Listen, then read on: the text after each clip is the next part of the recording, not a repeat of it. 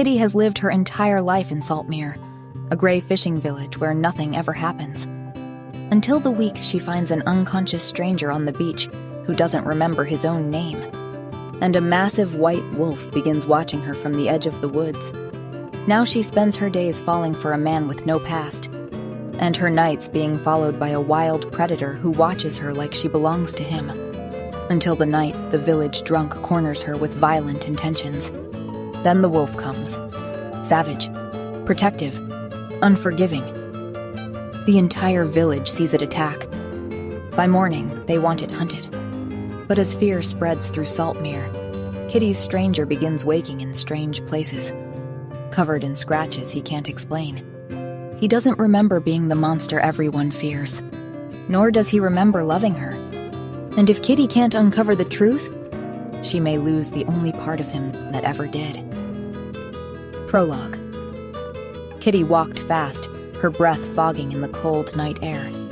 The empty basket knocked against her hip, the bread and dried fish she'd brought to old Marin already delivered. She should have left earlier. She knew this.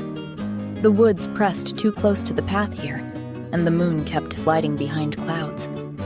She could hear the sea, but she couldn't see it, which always made her feel untethered. Then laughter rolled through the darkness behind her.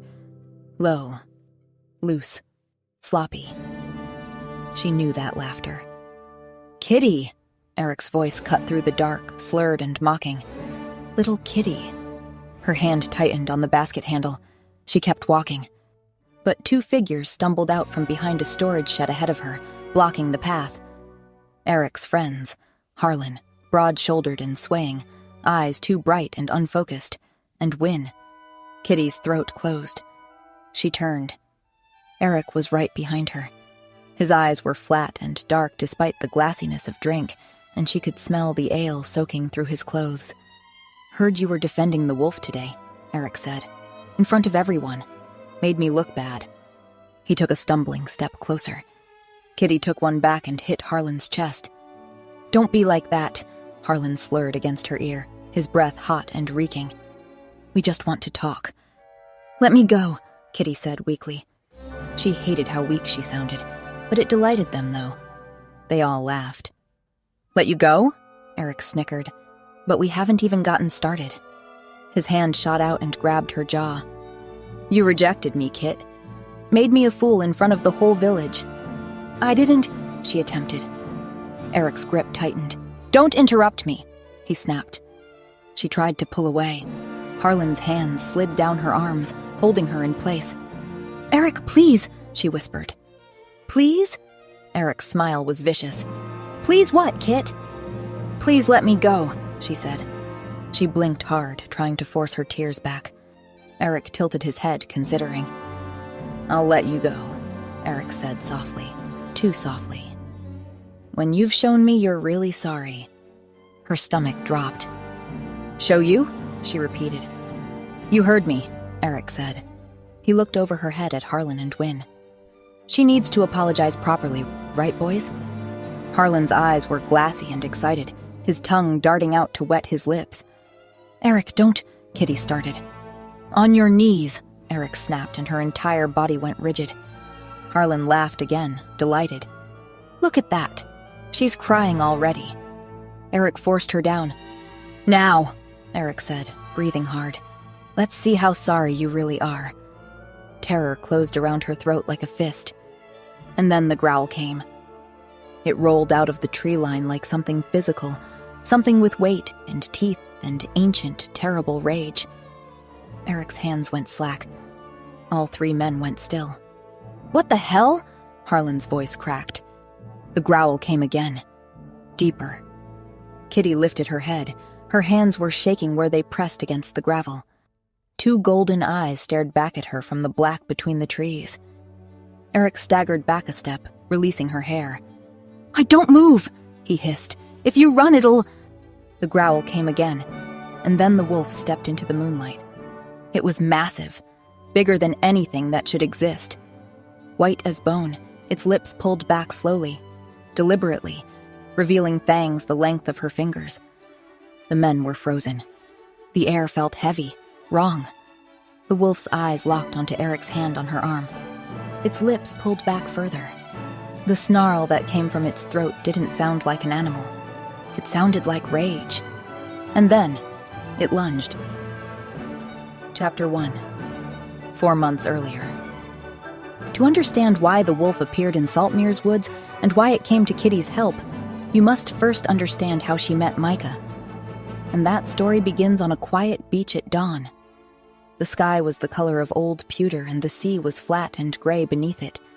Kitty was already on the beach, boots slung over one shoulder, bare feet sinking into wet sand. She came here most mornings before the village woke. It was the only time of day that belonged entirely to her. No voices from the docks, no carts rattling over cobblestones, just the birds and the water and the slow lightening of the sky. But this morning, there was a shape on the sand that didn't belong there. For a moment, she thought it was a seal, but it was man. Half in and half out of the surf, unmoving. Kitty dropped her boots and ran. "Sir?" She fell on her knees beside him. He was the kind of beautiful that had no business existing in a place like Saltmere, in a world of fish guts and gray water. Water lapped at his legs, at his hips, but his upper body was clear of it, and his shirt, fine fabric, finer than anything she'd ever seen, was torn open. Kitty's face went hot. She could see everything, the broad expanse of his chest, the hard planes of muscle. She'd seen men without shirts before, but this was different. This made something low in her stomach twist and tighten in a way she'd never felt before. She found herself tracing the lines of his body with her eyes. "Focus," she told herself, but her hands were shaking as she leaned over him and pressed her ear to his chest. His skin was cold, but she could feel the slow, steady thump of his heartbeat against her cheek. He was alive. She looked up at the path above the beach, her heart hammering. Luckily, there was old Brennan shuffling along toward the docks. Brennan!" she shouted. "Help! Get help!"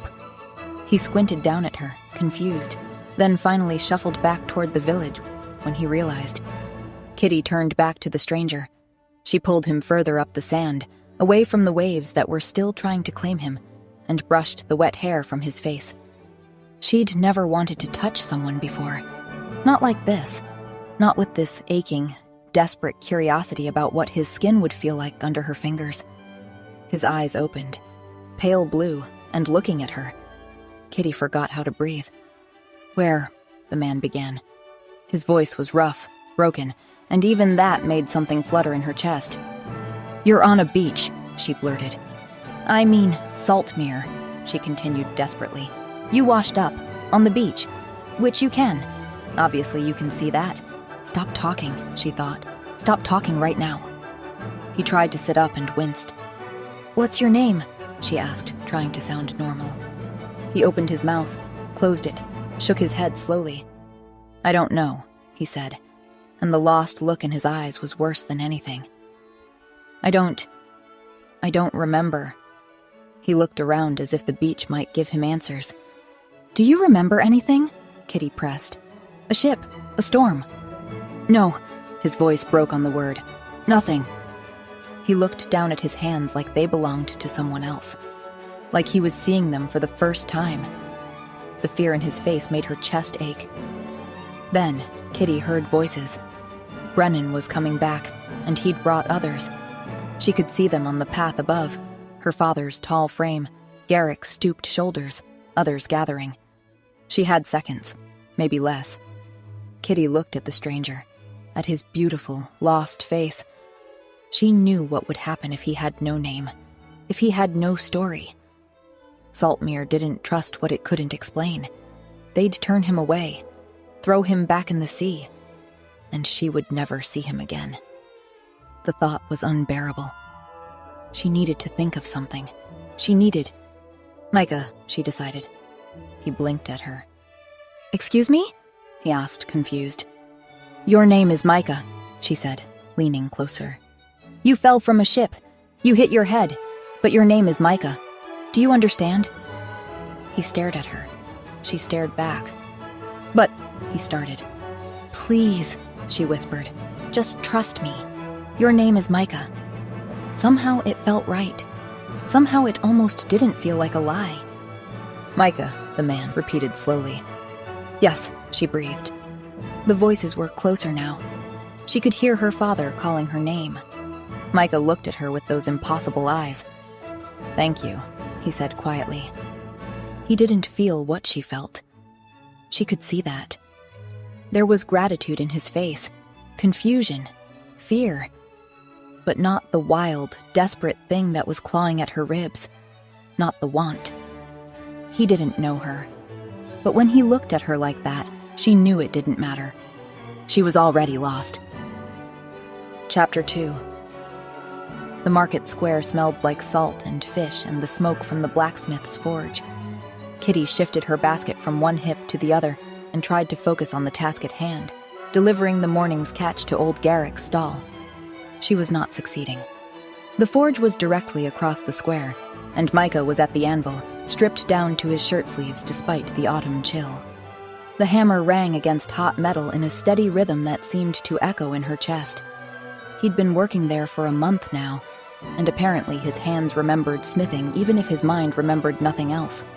And the problem was that half the women in Saltmere had apparently discovered urgent business near the forge. Lena was there, leaning against the fence post.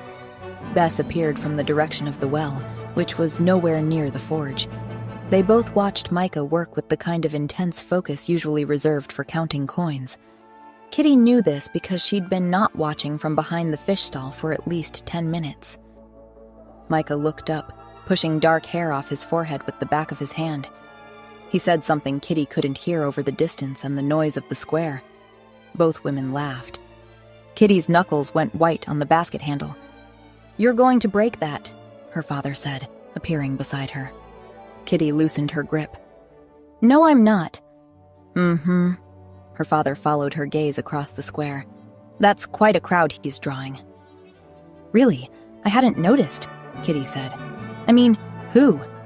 Her father snorted. "You know," he said.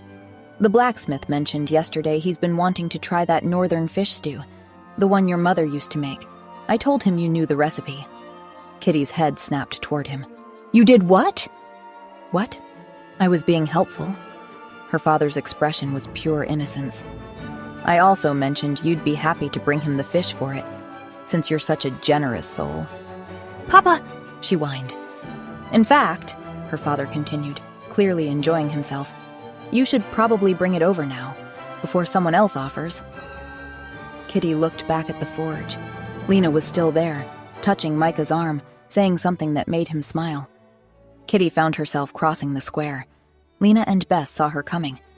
"Kitty," the former said, her voice dripping with false sweetness.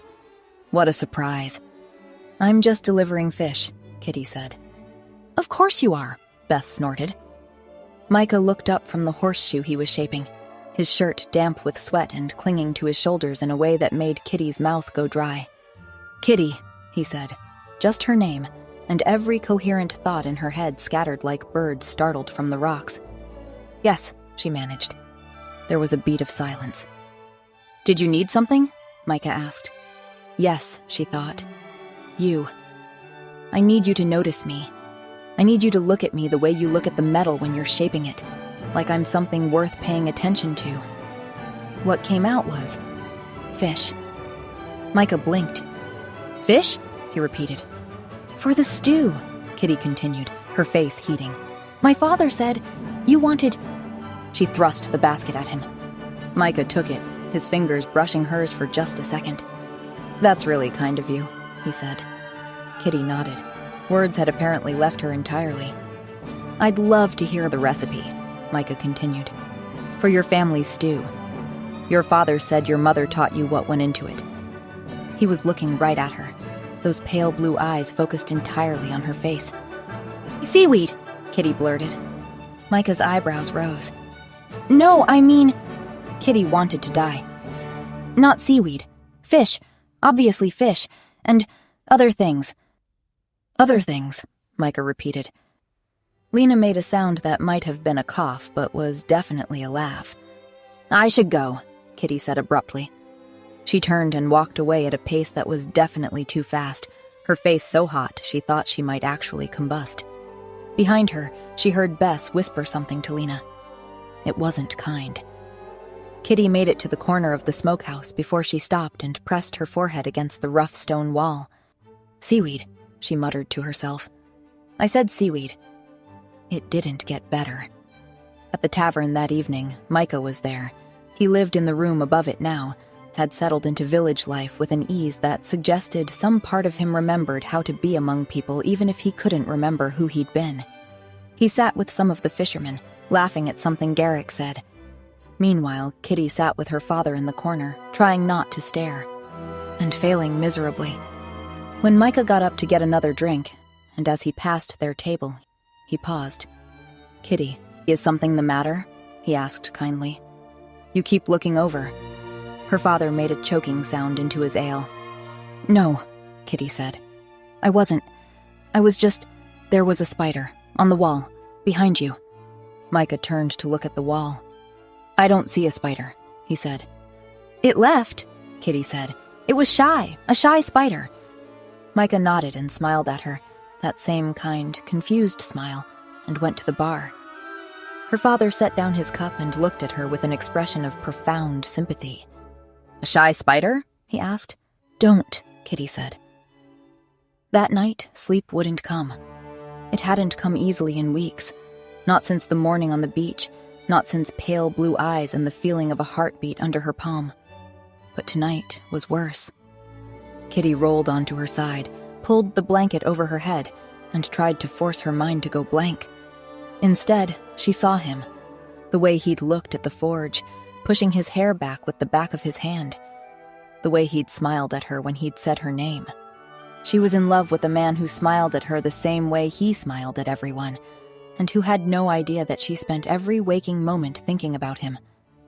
Kitty pressed her palms to her eyes, and finally, she gave up. She slipped out of the cottage and walked to the beach. The moon was full, and the tide was low, and the sand was cool under her bare feet. Here, she could breathe. Well, until a low rustling came from the tree line, that is. Kitty turned. A wolf stood at the border of the trees. Chapter 3. The wolf didn't move, didn't growl, didn't crouch. It simply stood at the edge of the trees, watching. It was enormous, bigger than any wolf should be. Its fur was white, almost luminous in the moonlight. Fear hit first, sharp and primal. Her hand flew to the gutting knife at her belt. The silence stretched. Nothing but the crash of waves and the whisper of wind. The wolf watched.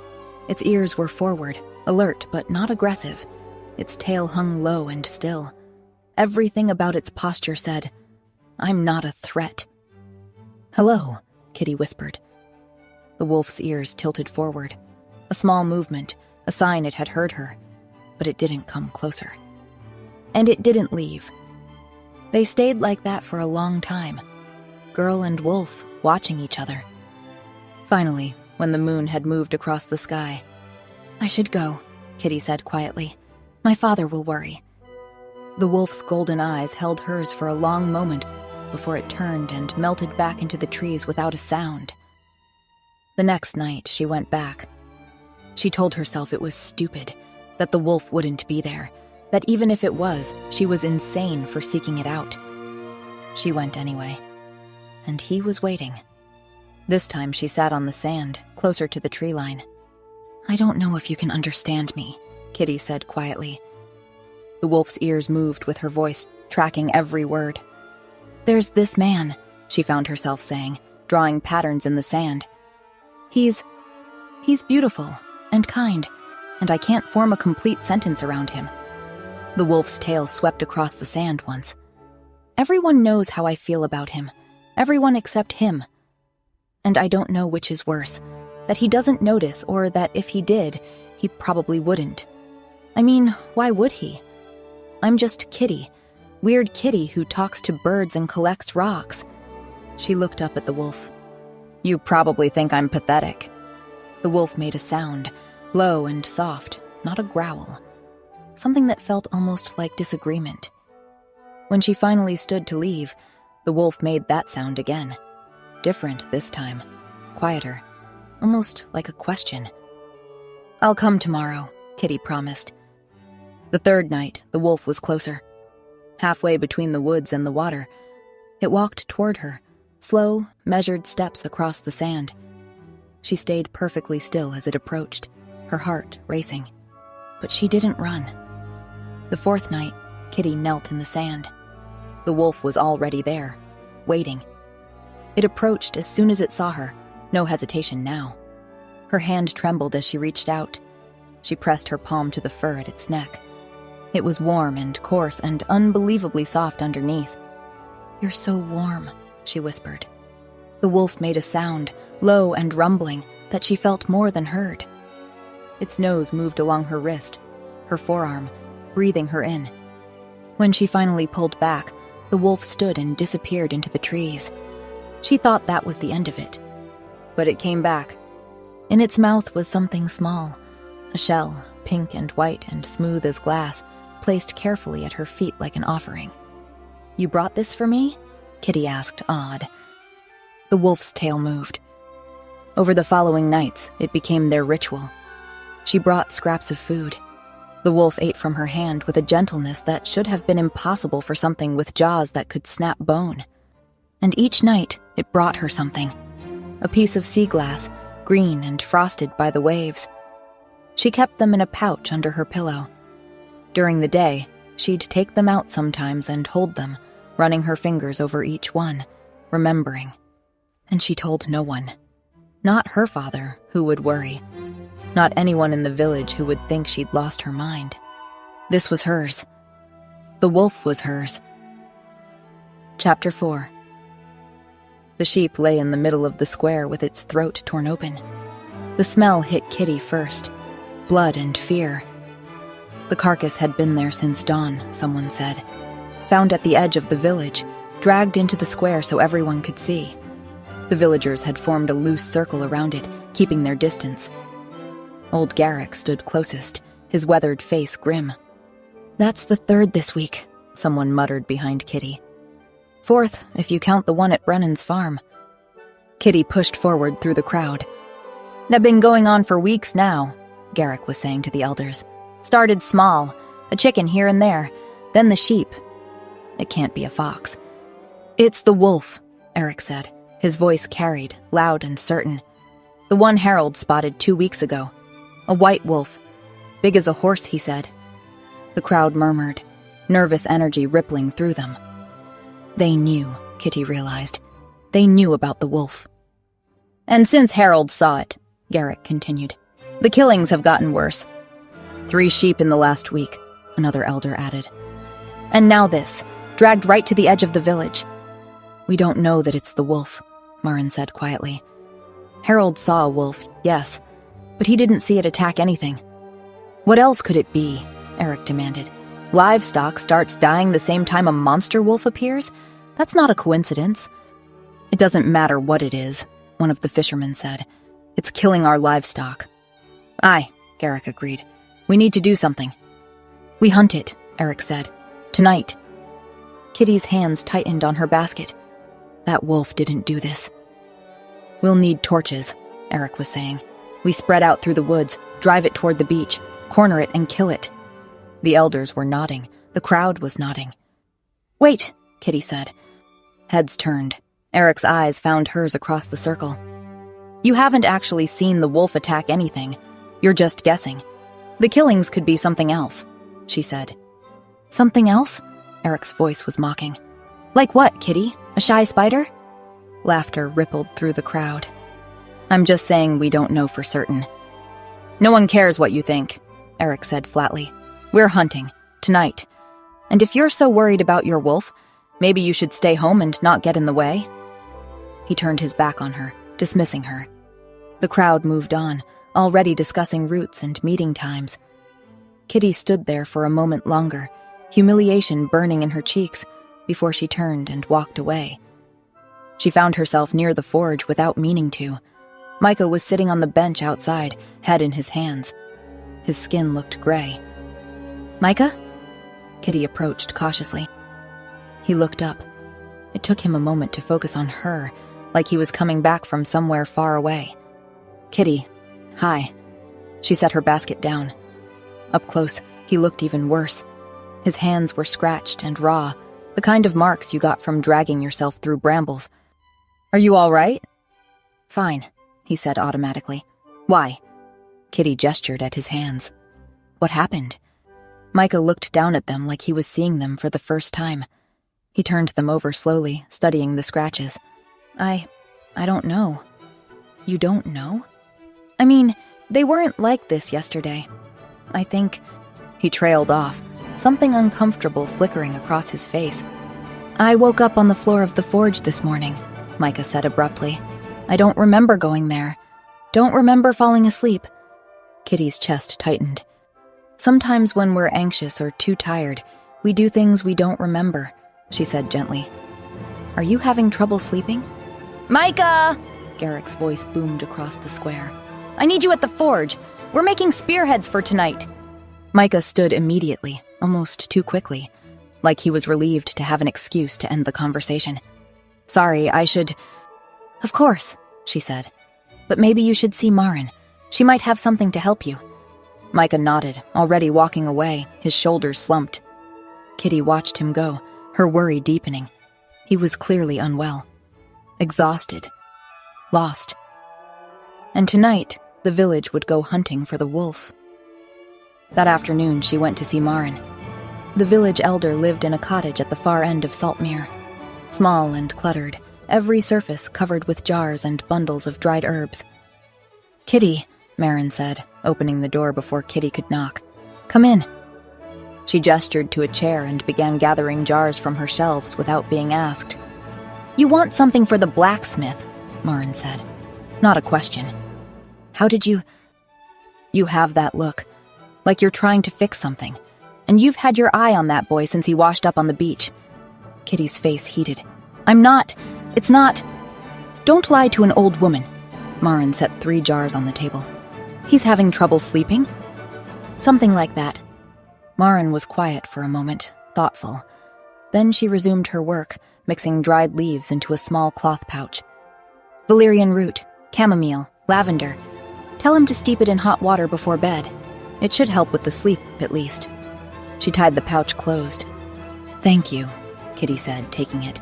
"How much do I—" "Nothing." Marin waved her hand. "Consider it a kindness." Kitty should have left then. But the worry sat heavy in her chest, and Marin's cottage felt safe. Marin hadn't accused the wolf of anything earlier. And because the old woman's eyes were kind, because Kitty was so tired of carrying this secret alone, she told her everything. About the wolf, the nights on the beach. Marin listened without interrupting. When Kitty finally ran out of words, the old woman was quiet for a long moment. "It might be a shifter," Marin said finally. Kitty blinked. "A what?" "A shifter." Marin leaned back in her chair.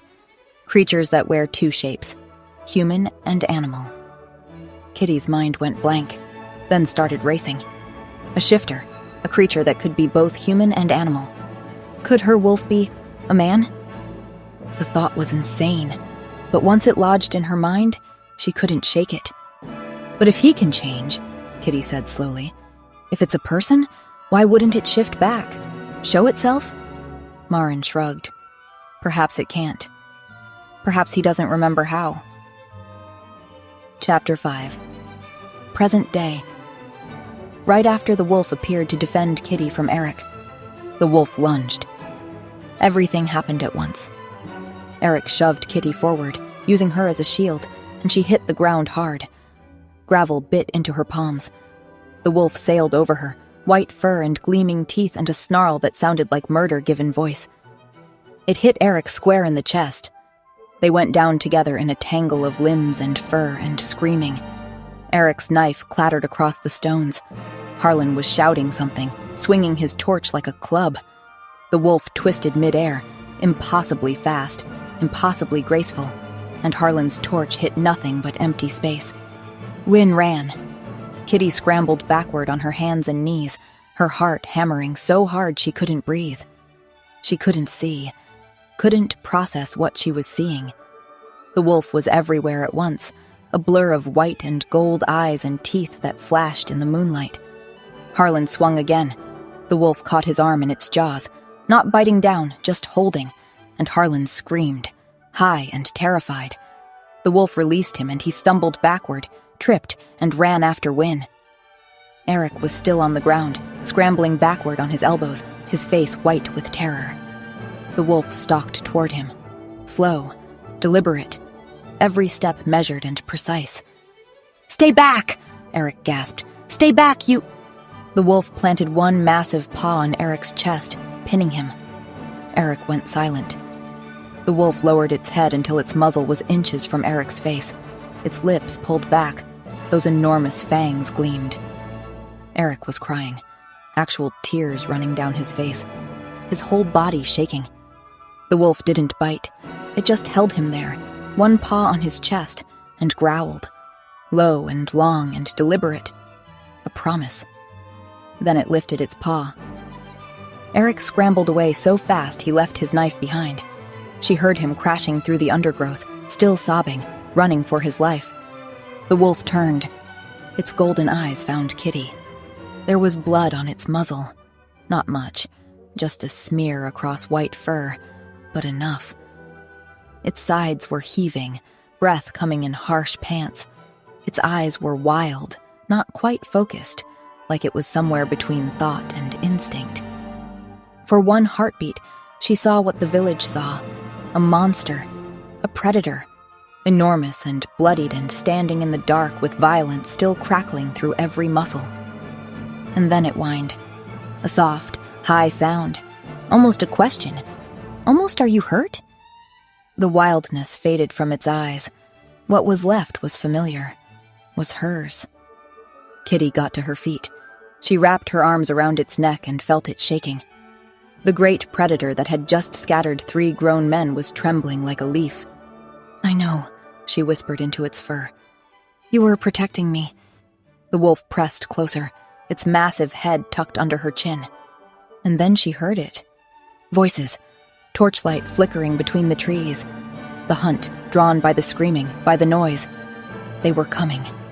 If they found the wolf here, with blood on its mouth and Eric's story already spreading, it was dead. Kitty grabbed the thick fur at the wolf's shoulders and pulled. "Down!" she said urgently. "Get down!" The wolf dropped to its belly. She swung one leg over its back. Absurd. Impossible. She'd never even ridden a horse, and locked her knees against its sides, her fingers twisted in the thick fur at its neck. "Go," she said. "Run." The wolf surged to its feet and disappeared into the woods. Chapter 6. The next morning, Kitty had not slept. She'd sat in the dark until dawn broke gray and cheerless over the water, then forced herself to rise and dress and walk to the square like it was any other morning. It was already crowded when she arrived. Too crowded for this early. Something was wrong. Eric stood at the center, his face bruised along one side. Harlan stood behind him, his forearm wrapped in bandages. They were surrounded by villagers, the elders, the fishermen, women who should have been at the market stalls. Everyone. Kitty's steps slowed, Eric's eyes locking onto hers across the square. "There she is," he said, loud enough to carry. "Ask her yourself." Heads turned. Kitty felt the weight of every gaze. "Eric was just telling us what happened last night," Garrick said. Kitty's mouth went dry. "What did he say?" "That you called the wolf," Lena's mother said, sharp and accusing. "That you've been taming it." "That's not—" Kitty started, but Eric was already talking over her. "We were on patrol, Harlan, Wynne, and I. We saw Kitty walking toward the woods alone. Thought she might be in danger, with that beast loose. So we called out to her, tried to warn her." His face was earnest, concerned, like he cared. "And then the wolf came, but not from the woods, from behind her. It didn't attack until we got close to her." The murmuring started, low and uneasy. "That's not what happened," Kitty said, but her voice came out thin and shaking. "Oh, she's been feeding it," Eric interrupted. "Haven't you, Kitty?" The murmuring grew louder.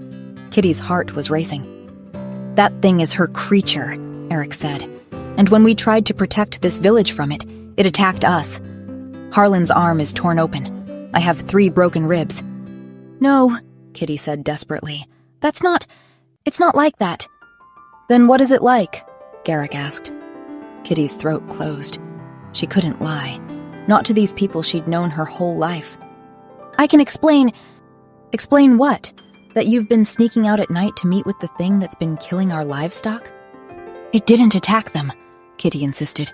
It was protecting me. From what? Someone shouted. From men trying to keep you safe? They weren't trying to keep me safe. Eric had his hands on me. My hands on you? Eric laughed harshly. She's been feeding that thing for months while it's been slaughtering our sheep. That's an interesting story, Eric. The voice was calm, measured. It cut through the chaos like a knife through water. Everyone turned. Micah stepped into the circle. Can I ask a few questions? Micah said. Eric's smile faltered. What? You said you were on patrol. You, Harlan, and Wynne. But you'd been drinking. We'd had a few, Eric said defensively. What of it? Micah turned to address the crowd. I passed the tavern just after sundown last night. Eric and his friends were already 4 rounds deep at the bar. The murmuring shifted. So what? Eric snapped. After you got drunk? Micah's eyebrows rose. That seems dangerous. Wouldn't you want to be clear-headed for a patrol? Eric's jaw clenched. We were fine. You also said Kitty was hostile when you tried to warn her, Micah continued. But a woman alone at night would be just as frightened of 3 rowdy drunk men as she would be of a wild animal. Maybe more so. Eric's composure was cracking. You weren't there. You don't know what happened. You're right, Micah agreed.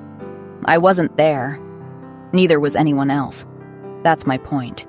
All we have is your word, and you were drunk. He paused. And you've never liked Kitty much, have you? Since she rejected your marriage proposal. Eric's face went red. That has nothing to do with, doesn't it? Because from where I'm standing, it looks like 3 drunk men cornered a woman alone at night. The silence was absolute. Eric stared at Micah with raw fury blazing in his eyes. Then he turned and walked away. The tension broke. People began to disperse, murmuring to each other, no longer certain, no longer angry, just confused. The square emptied slowly. Micah stood across from her, and when their eyes met, he gave her a small nod. Kitty stood alone in the square and tried to remember how to breathe. Later, dusk came gray and cold. Kitty stepped outside to fetch water from the well. She was halfway there when she saw him. Micah, moving toward the tree line. But something was wrong. His arms hung at his sides, loose and lifeless. His eyes were glassy, unfocused. Kitty dropped the bucket and ran.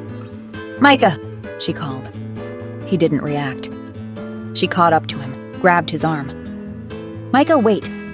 Micah? She touched his face. His skin was cold. Micah, can you hear me? Nothing.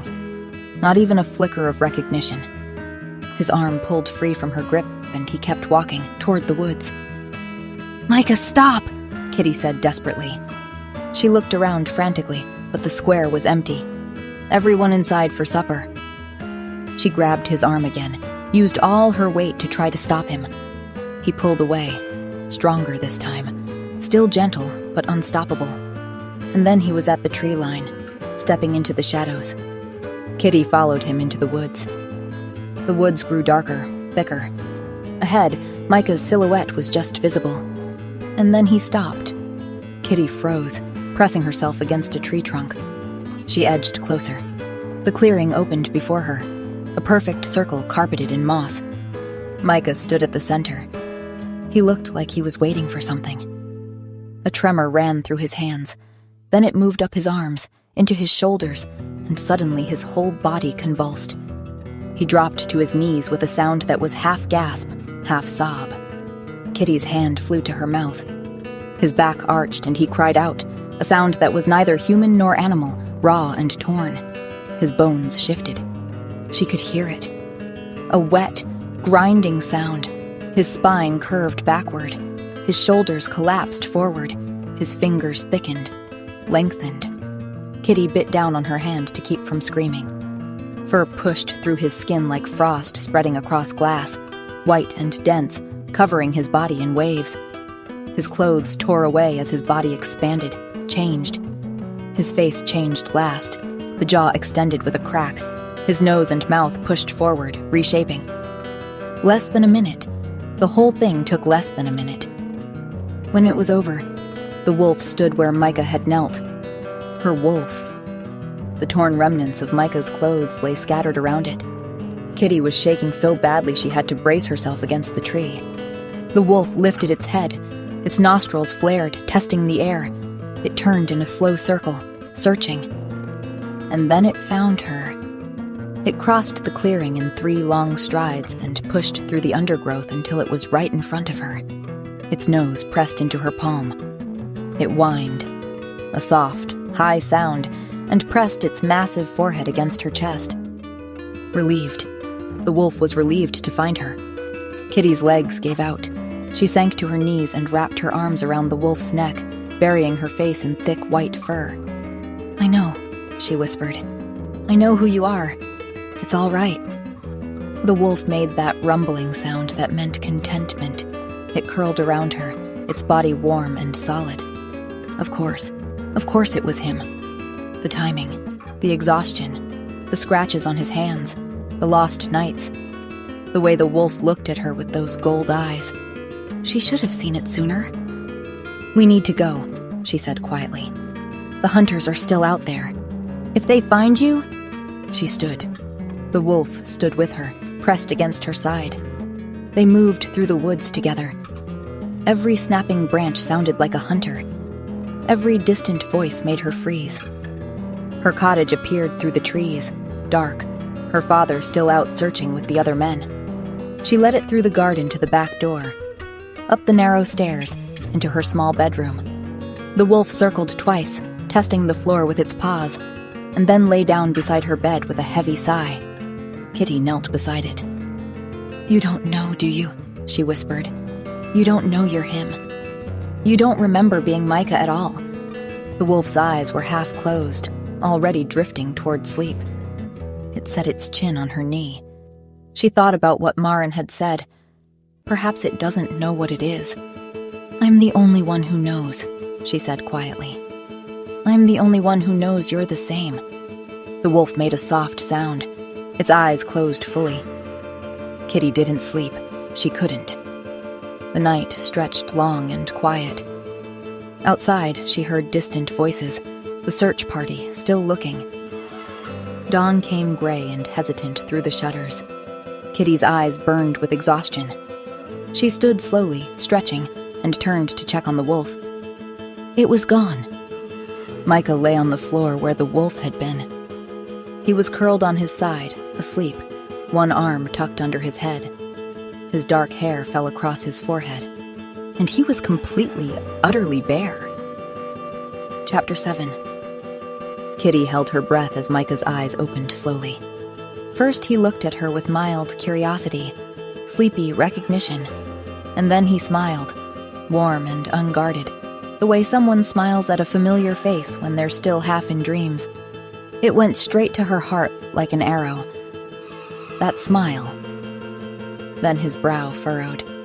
He looked around the small room, the rough wooden beams, the narrow bed, the shuttered window. His eyes went back to her, and the confusion deepened. "Kitty," he said, his voice rough with sleep and rising panic. "What? Did I—" "It's all right," Kitty said quickly.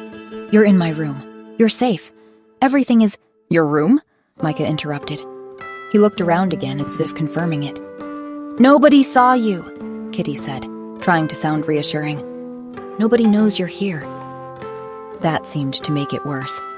Micah's hands fisted in the blanket. Did I follow you here?" His voice dropped to a whisper. "Did I hurt you?" "No," Kitty said immediately. "Well, yes, I mean—" She saw his face crumble. "I mean, you did follow me here," she said quickly, desperately. "But you didn't hurt me, Micah." She tried to smile encouragingly, but face went from pale to gray. "What did I do?" he asked, barely audible. And then Kitty realized why he looked so horrified. Nothing happened, she blurted out. Micah, nothing. We didn't. You just slept. That's all. He didn't look convinced. I should go, he said, voice tight with shame. Wait, Kitty said firmly. Look, Micah, there's something you need to know. His whole body was tense, coiled, ready to run. Kitty moved closer, reached out slowly and touched his arm. He froze at the contact. Stay, Kitty said softly. I need to tell you something, and I need you to listen before you speak. Can you do that? He stared at her for a long moment. Then he nodded, not trusting his voice. Kitty took a breath. Last night, I followed you into the woods, she said. You were sleepwalking, I think. You went to a clearing. She paused. This was it. The moment where she told him. And then you shifted, she revealed. Micah frowned. Sorry, I what? You shifted, Kitty repeated. Micah shook his head slowly. He genuinely had no idea what she was talking about. Marin, the village elder, she told me about shifters, Kitty explained. People who can transform, who have the power to take on a different form. A different form? Micah repeated, incredulous. An animal form, Kitty said. And then, because there was no other way to go about it, because it had to be said, you're the wolf. The white wolf. The white wolf? Micah's eyes widened. The wolf everyone is looking for? I know it sounds insane, Kitty said quickly, but I promise you, Micah, I saw it with my own eyes. Micah stared at her. He pressed his hands to his face. When he spoke again, his voice was muffled, broken. I thought I was going insane. You're not, Kitty said, her throat tightening. I thought... His voice broke. The mornings, waking up in the woods, in ditches, once in the middle of the road with no idea how I got there. Without thinking, Kitty reached out and took his hand. His fingers were cold. You're just... changing. At night, she said firmly. But you're still you. How do you know? He asked. Because I've been with the wolf, she said. For months. On the beach. It never hurt me. She squeezed his hand. Whatever you become at night, it's not mindless. It's not violent. It's still you, Micah. He stared at her for a long moment. Then he laughed. You sat on a beach with a wolf for months? He asked. Kitty's face heated. I didn't know it was you? You sat on a beach with a wolf, he repeated slowly. And you weren't afraid? She shrugged. It brought me shells. He stared at her like she was the magic, not him. You're insane, he said softly, but he was almost smiling. Maybe, Kitty admitted, but so are you. So we match. The space between them felt smaller suddenly, warmer. She could see the exact moment he registered how close they were sitting, his eyes widening slightly, his breath catching. You led me here, he realized quietly, to protect me. You protected me from Eric and his crew, Kitty pointed out. I was just returning the favor. A shout from outside, loud and panicked. They both froze. Running feet, more shouting. Kitty could hear fragments being carried on the cold morning air from outside. Someone yelling, dead. Another voice shouting, the woods. A third crying, throat torn out. The color drained from Micah's face. No, he breathed. They scrambled to their feet. Kitty grabbed clothes from her father's chest, an old shirt, trousers he didn't wear anymore, and shoved them at Micah. He dressed quickly, hands shaking. They ran outside together. The square was already crowded. The whole village, it seemed, gathered around something Kitty couldn't see. It's Colum, someone near the front was saying. I found him at dawn, another voice called out. Throat ripped open just like the sheep, a third person shouted. Kitty felt Micah go rigid beside her. She grabbed his arm and pulled him away from the crowd, behind one of the cottages where they could speak without being overheard. His face was gray. Micah, Kitty said urgently, look at me. He didn't. It wasn't you, she said firmly. You were with me all night. You didn't leave the cottage. But before, Micah interrupted. Before I shifted. I don't remember anything between leaving the square and waking up in your room. What if I—" He choked on the words. "What if I did it before you saw me?" "No," Kitty said. She grabbed his shoulders. "Micah, listen to me. I saw you before you shifted. You were sleepwalking. You weren't aggressive. You couldn't have killed someone in that state, and then just wandered calmly into the woods. And if you had," she added, "there would have been blood. On your clothes, your hands, your face. There wasn't." He shook his head.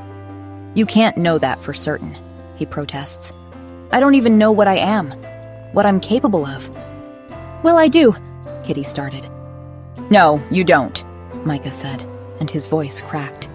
"You need to stay away from me, Kitty." He looked at her, and the fear in his eyes broke her.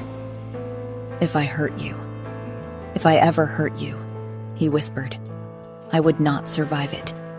Do you understand? I would not survive it." Kitty crossed the space between them in 2 strides. She took his face in both hands and kissed him. It wasn't graceful. Her nose bumped his. Her hands were shaking. But the moment her lips touched his, a sound left him, low and raw and broken. And he kissed her back. His hands came up to her waist, pulling her closer. She tasted salt, didn't know if it was from his tears or hers. And then he stepped back. "Stay away from me, Kitty," he whispered. "Please. Until I know what I am." "Micah," Kitty started. But he was already walking away. Chapter 8. All day, Kitty sat at the mending table in her cottage, pretending to repair a fishing net while her father prepared his gear for the evening. Tonight, the men would go into the woods, armed. Either they found the wolf and managed to kill it, or the wolf would fight back, would win, because it was faster and stronger and more deadly than any of them understood. Probably kill someone in the process. And then the mob would be certain it was a monster that needed to be destroyed. Micah would have to run before they figured out who he was. She would never see him again. Kitty's chest tightened. She couldn't accept this. She needed a way to prove his innocence. She'd been with the wolf almost every night for months. It had never hurt her. But if not the wolf, then who? Kitty stood abruptly. The net slid from her lap.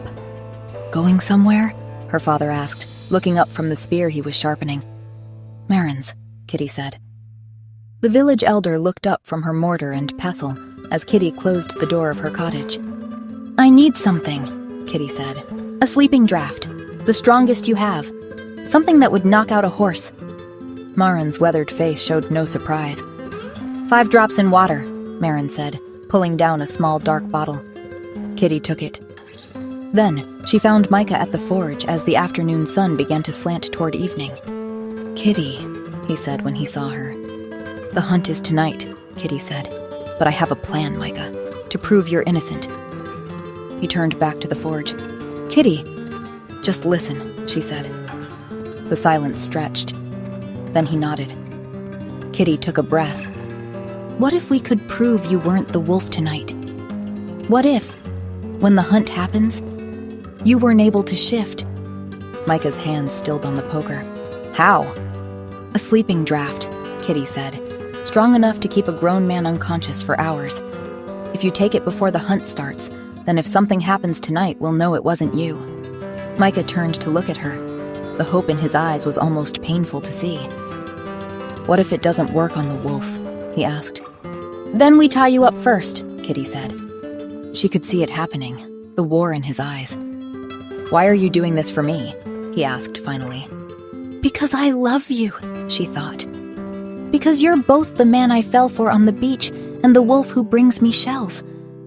Because I can't lose you. Because you're innocent," she said, "and I can prove it." Micah looked at her for a long moment. Then he nodded. "Where?" The boat shed was cold and smelled like tar and salt water. Kitty arrived first, lighting a single lantern and setting it on an overturned crate. The shadows it cast were long and wavering. Micah came just as the last light was fading from the sky. "Sit," she said gently, gesturing to a clear patch of floor. Kitty pulled the bottle from her pocket. counted the drops into a cup of water. Micah drank it in one swallow. "How long until it works?" he asked. "Soon," Kitty said. She knelt beside him with the rope. She started with his wrists, wrapped the rope carefully, looping it in a way that would hold firm but wouldn't cut. If he shifted, the wolf's paws were larger than human hands. The rope would still hold but wouldn't tighten and hurt. "Who gave you the drug?" Micah asked. His words were starting to slur just slightly. "Marin," Kitty said. "She knows what she's doing." Micah's eyelids drooped. "Yeah, I can," he chuckled, the sound loose and sleepy. "I can tell." He tried to blink his eyes open. Kitty moved to his ankles, the same careful knots, testing each one. "By tomorrow, hopefully we'll know who's framing you," she said quietly. "Framing me?" Micah asked sleepily. Kitty sat beside him, close enough that their shoulders almost touched. "Yes. Someone has to be framing you. Well, the wolf. Because if it's not you, then it's someone else. Right?" Micah's head dropped to her shoulder. "Kitty," he murmured. The way he said her name, soft and intimate, almost tender, made her shiver. "Yes?" she asked. "Don't," he groaned, like speaking and staying awake was so difficult. "Don't stay here." "Just sleep, Micah," she told him. She started to run her fingers through his hair. He shivered at the touch. "Kitty," he said again, fighting to get the words out. "You're going home, right? Don't stay here with me. It's not safe." "I won't stay," Kitty said. It wasn't a lie. She wouldn't stay in the shed. "Good," he mumbled. He paused. "And you're going home, right? Right, Kitty?" She didn't reply, just kept stroking his hair. "Sleep," she said instead. He tried to look at her. Kitty," he said, and then he groaned and his eyes fell shut. She waited until his breathing deepened, until his full weight settled against her shoulder. Then she shook him gently. "Micah?" His head lolled against her, the tension that usually lived in his jaw, in his shoulders, completely gone. She traced her fingers along his cheekbone, committing it to memory. Because what she was about to do was dangerous, and if something went wrong... No, she couldn't think like that. She carefully shifted him, lowering his head onto a folded sail. "Sorry," she whispered, brushing his hair back one more time. "I can't go home. We have to know, for your sake." She picked up her lantern. Then she slipped out of the shed and into the night. Her plan was simple, dangerously simple. If Micah was tied up and unconscious, unable to shift, unable to move, then anything that happened tonight couldn't be him. But she needed to be in the woods to witness it. The forest loomed ahead of her, dark and vast. She could already hear voices in the distance, the mob gathering, spreading out, beginning the hunt. Kitty's hands shook as she gripped the lantern. She was terrified, but she had to do this. For Micah. She stepped between the trees. The lantern cast a small circle of light around her, pushing back the darkness but also making her visible. She moved slowly, trying to stay quiet even though every step seemed impossibly loud. She could hear the hunt spreading through the forest, the crack of branches, men calling to each other. A sound to her left made her freeze, voices getting closer. Her heart hammered. If they found her out here alone, they would ask questions she couldn't answer. They might even accuse her of conspiring with the wolf. She had to hide. The voices were getting louder. She could see torchlight flickering between the trees. She doused her lantern, plunging herself into darkness. The sudden absence of light was disorienting. She could barely see her own hands. Only faint moonlight filtering through the canopy gave any illumination. The voices were very close now. Kitty dropped to her knees and crawled into a thick patch of bushes, pressing herself flat. Branches scraped her face. Something sharp dug into her palm. Torchlight swept over the bushes. She held her breath. 2 men passed within feet of her. "Should check the beach side," someone was saying. They moved on. The torchlight faded. Kitty let out a shaky breath. She started to crawl back out and felt something next to her. Fabric. Clothes. Someone was in the bushes with her. Terror shot through her. She turned her head slowly. It wasn't moving. Whatever it was completely still. Maybe just discarded clothes, she thought desperately. The men were moving back this way, their torches swinging. The light swept across the bushes again. And in that brief flash of illumination, Kitty saw what was next to her. A body. A dead man lying on his side, eyes wide open and glassy, blood on his mouth. Finn, her father's friend. The scream ripped out of her before she could stop it. She thrashed backward, scrambling out of the bushes. "Who's there?" a voice called, footsteps running toward her. Kitty tried to stand, to run, but her legs wouldn't work. A torch appeared above her, then a face. "Eric." "Kitty," he said, sounding shocked. Behind him, Wynne held another torch. "What are you doing out here?" Relief flooded through her. Someone who could help. She gasped. In the bushes." "Slow down," Eric said, crouching beside her. "Are you hurt?" "No, I'm not." "There's a body," Kitty said. "In the bushes. Right there. I touched him." Eric's expression shifted. He exchanged a glance with Wynne. "A body?" "Finn," Kitty said. Tears were running down her face. "It's Finn. He's dead." "Show me," Eric said. He helped her to her feet. She pointed toward the bushes with a trembling hand. "There." Eric moved past her, pushing into the bushes. His torch illuminated the space she'd fled from. Kitty stood with Wynne, hugging herself. She could hear Eric moving branches aside. Then silence. "It's Finn," Eric confirmed, emerging from the bushes. "Throat torn out, just like Colum." "The wolf," Wynne said. "It has to be the wolf." "No," Kitty said. Both men turned to look at her. "What do you mean, no?" Eric asked. "It can't be the wolf," Kitty said. "The wolf is a shifter, a person who can turn into a wolf. I know who it is. And they're not doing this because they can't be. They're asleep right now." Eric stared at her. "A shifter?" "Yes," Kitty said. "I know it sounds insane, but I saw it happen. And tonight, I drugged them, gave them a sleeping draft. They're tied up in my father's boat shed right now. They couldn't have done this. I can prove it." "You drugged someone," Eric said. Something in his expression had changed, hardened. "To prove they're innocent," Kitty explained. "Don't you see? If they're asleep and tied up and someone still dies, then we know it wasn't the wolf. It's someone else. Someone is killing people and making it look like the wolf." "He's in your father's boat shed," Eric finished. "Drugged, tied up." "Exactly," Kitty said. Relief washed over her. "We can go there right now. I'll show you, and then we can prove to everyone." Eric grabbed her. His hand clamped over her mouth before she could make a sound. Kitty's eyes went wide. "You should have kept your mouth shut," Eric said quietly in her ear. Terror flooded through her, cold and absolute. "Wynne, go to her father's shed," Eric said. "Kill the wolf while he sleeps." Wynne hesitated, looked between Eric and Kitty. "What about—" "Go," Eric said. "Now." Wynne backed away, then turned and ran. Kitty couldn't breathe. She'd made a mistake. A terrible, fatal mistake. And Micah, drugged and defenseless and tied up in the boat shed, had no idea what was coming for him. Chapter 9. Kitty tried to fight, threw her weight backward, tried to stomp on his foot, anything. "Stop," Eric hissed in her ear. "Do you know how easy it was to kill Colum and Finn?" Something cold pressed against her throat. Metal. Sharp.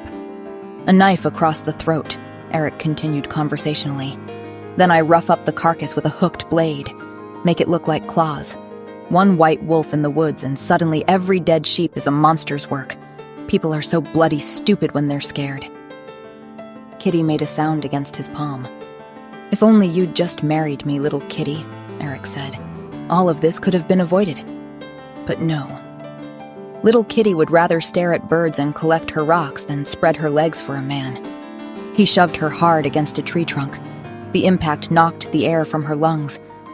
Colum was undercutting my prices, and Finn knew all the best fishing spots. Kitty managed to turn her head slightly, enough to see his face. He looked insane.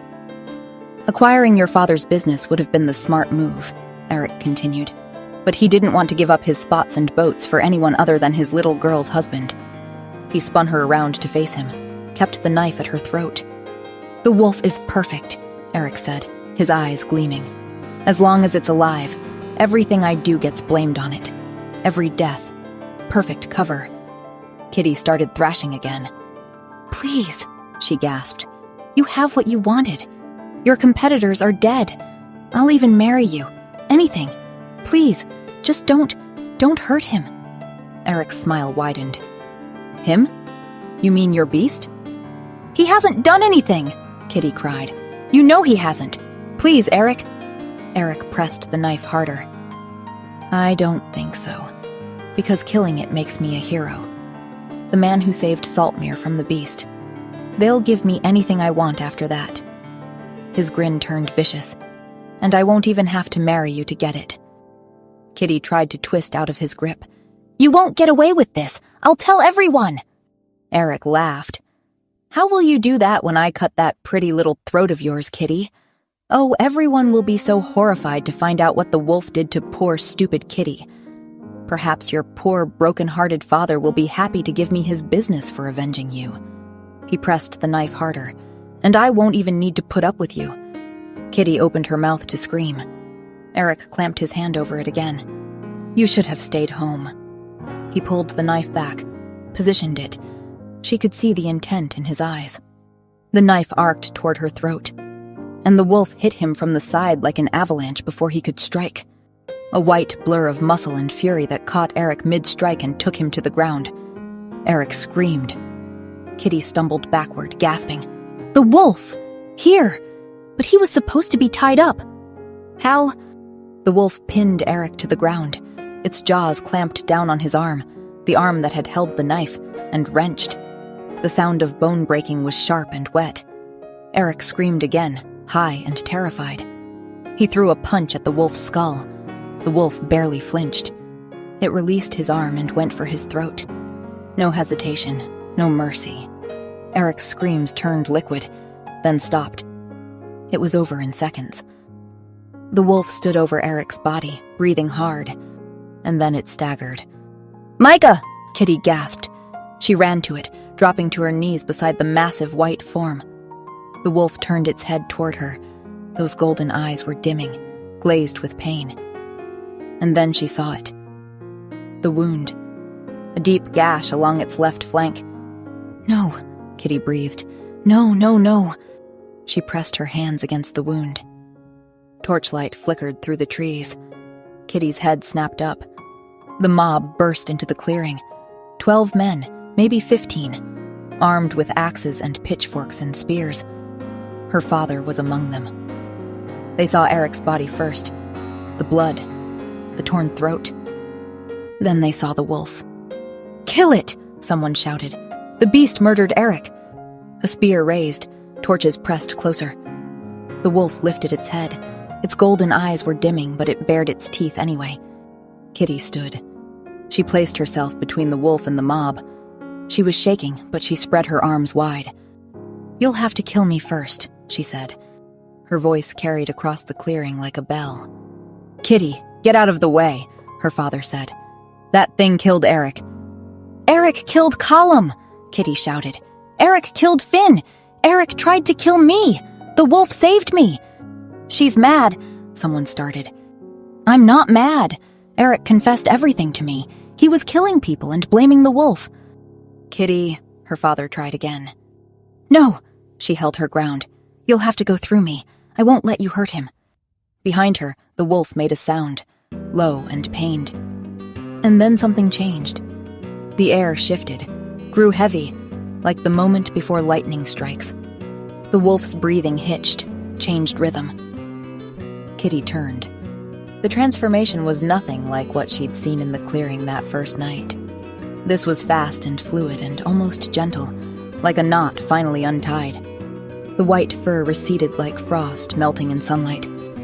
The massive body contracted, reshaped, and in less time than it took to draw breath, where the wolf had stood bleeding, Micah now laid. The mob went silent, staring at the blacksmith's apprentice lying broken in a clearing. Kitty dropped to her knees beside him. "It wasn't him," she said, looking up at the stunned faces. "It was Eric." Her voice broke. "He's hurt. Please, let me take him to Marin's. Please?" No one moved. "Please," Kitty said again. Her father broke from the crowd first. He knelt beside her, looked at Micah's pale face, at the blood. "Help me carry him," he said gruffly to the men behind him. Chapter 10. Marin's cottage was crowded. Kitty sat on a low wooden stool beside the table where Micah laid. Marin bent over him. Behind them, Kitty's father stood near the door with the village chief.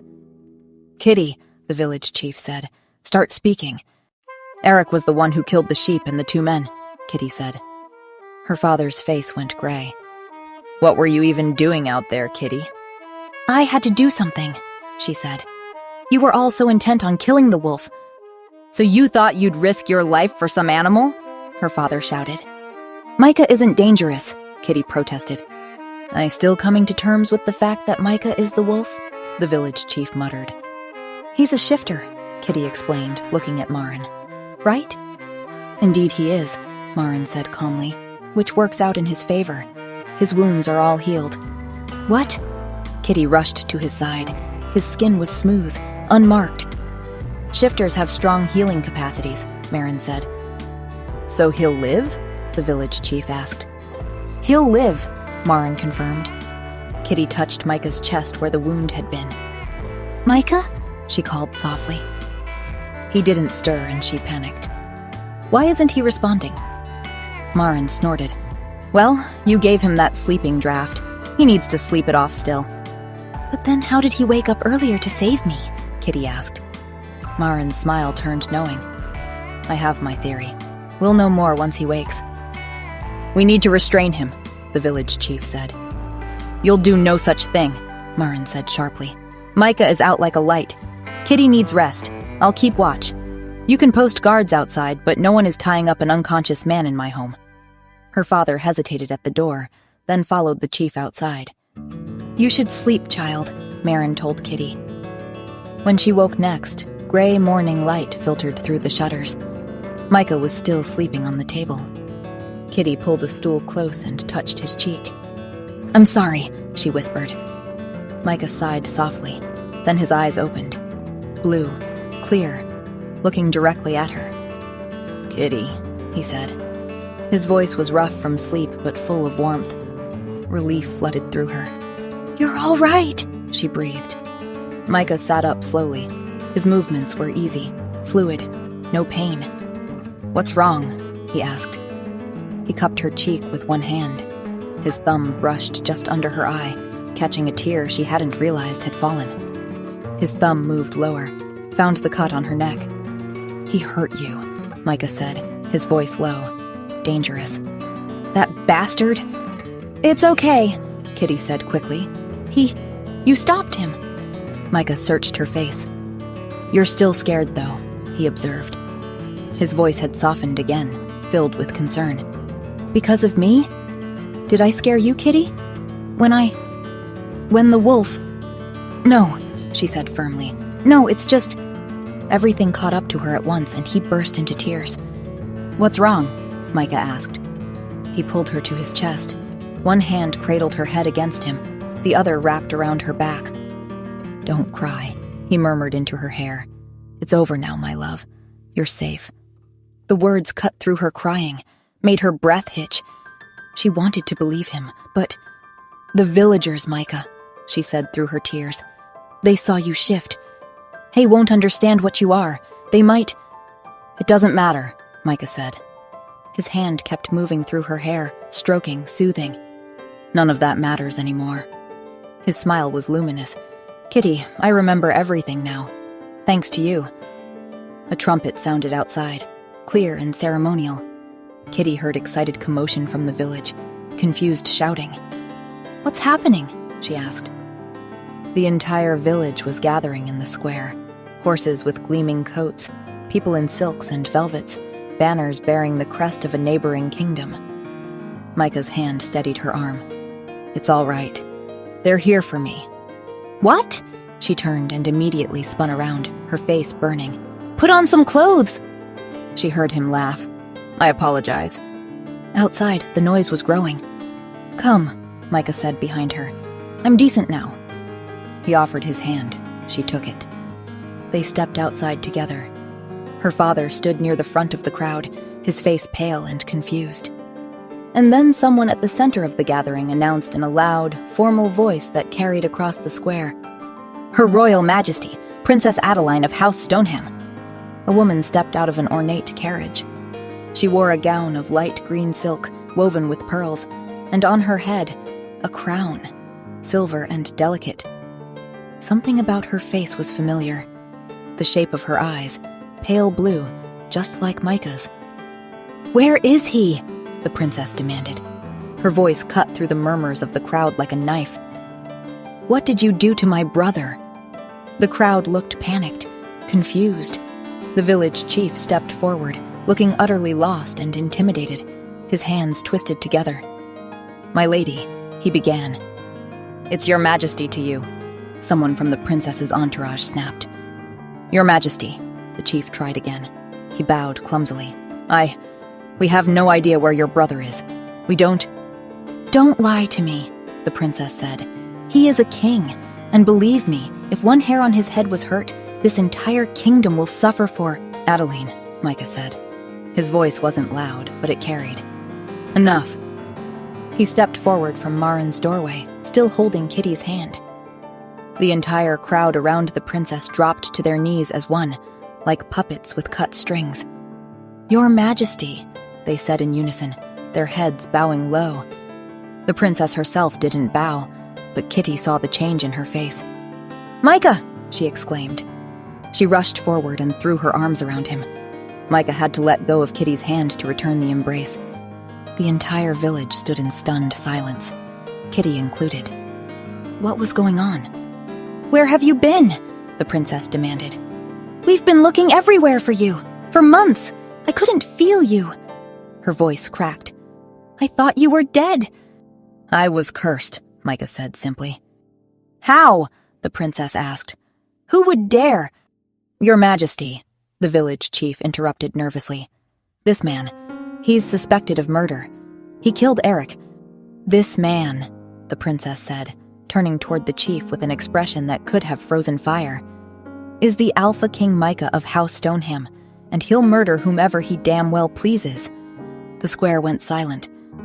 "Sister," Micah said firmly, but there was affection in his voice, "you're not helping."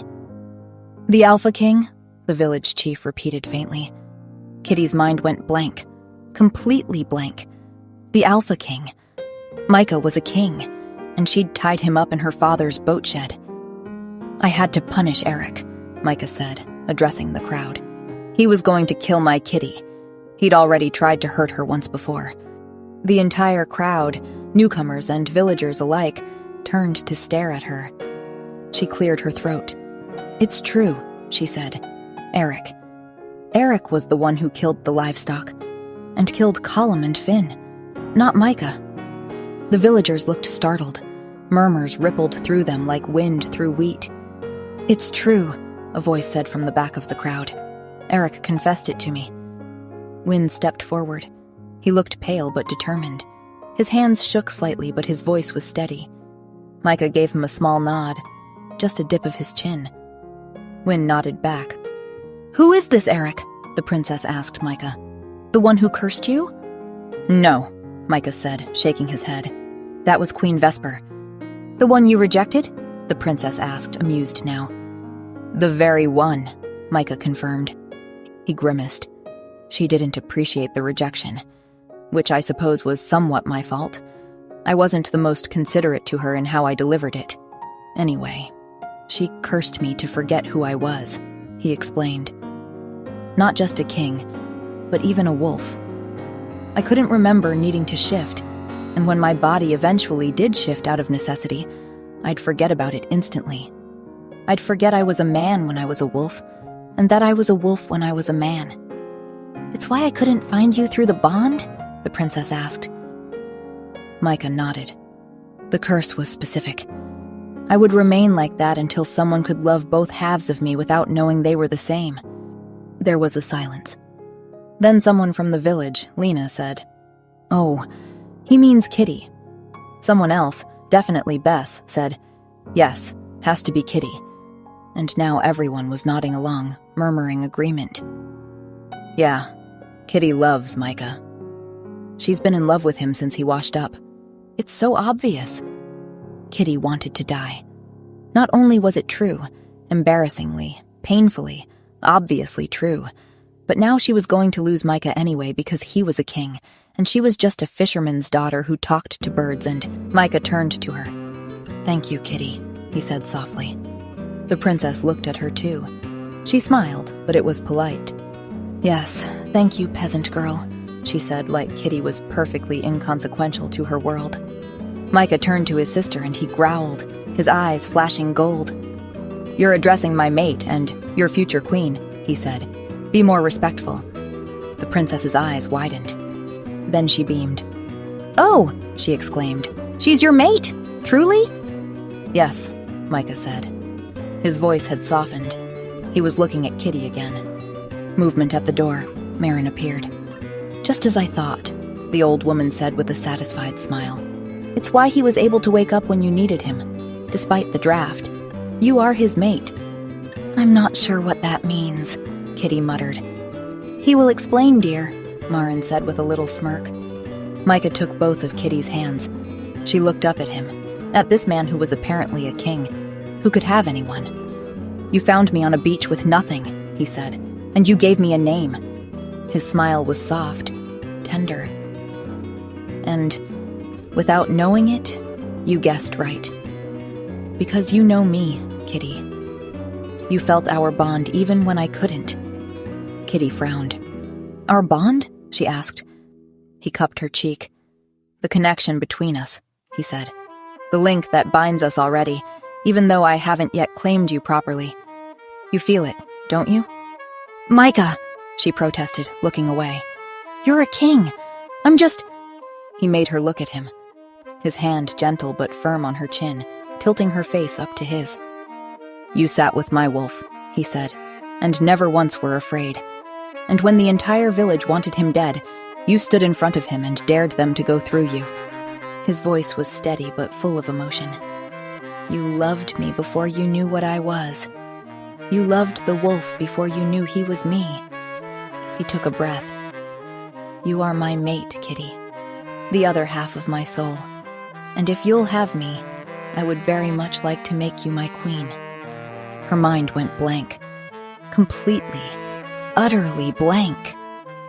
Everyone was staring at her. The villagers she'd known her whole life, the princess with her crown and her silk, the soldiers with their swords and their banners. But it didn't matter. None of it mattered. Because Micah, her Micah, who was a king apparently, but was also the man who'd washed up on her beach, who turned into a wolf, was staring at her. She meant to say something beautiful, something worthy of a queen. What came out was, "I am covered in blood." Silence. Then Micah laughed. "Is that a yes?" he asked. His eyes were dancing, delighted. She kissed him, launched herself at him really, rose up on her toes and pressed her lips to his in front of the whole village. She kissed him and he caught her, his arms wrapping around her waist. Everyone cheered. The sound was deafening. And Kitty knew, standing there in the square with this impossible man who was somehow hers, that she would follow him anywhere. Him, the bond that had always pulled them together. Thank you so much for listening. Before you go, there's a brand new exclusive full story now available for purchase on my Patreon. The way back home follows Harper as she returns to her mountain cabin, only to discover that the 3 wolf pups she once saved are now grown wolf shifters, all claiming a mating bond with her. You can purchase the story on its own, or follow me on Patreon for free to see my posts and updates, or join with a contribution to unlock bonus chapters and exclusive content. The link is in the description. I can't wait to hear what you think. Lily.